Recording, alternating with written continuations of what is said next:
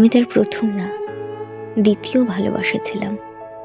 তার মুখেই শুনেছিলাম সে তার প্রথম প্রেমিকাকে অসম্ভব ভালোবেসেছিল।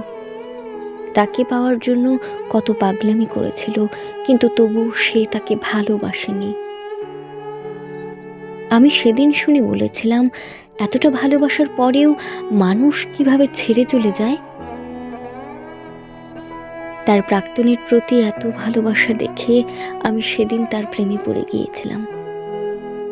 আর মনে মনে ভেবেছিলাম, যে তাকে ভালোবাসেনি তাকে যদি সে এতটা ভালোবাসতে পারে, তাহলে যে তাকে ভালোবাসবে সে তাকে কতটা ভালোবাসতে পারে। কিন্তু আমি ভুল ছিলাম। আসলে মানুষ কোনো কিছু খুব সহজে পেয়ে গেলে না, তার আর মূল্য দিতে জানে না। আমি তার জলজান্ত প্রমাণ।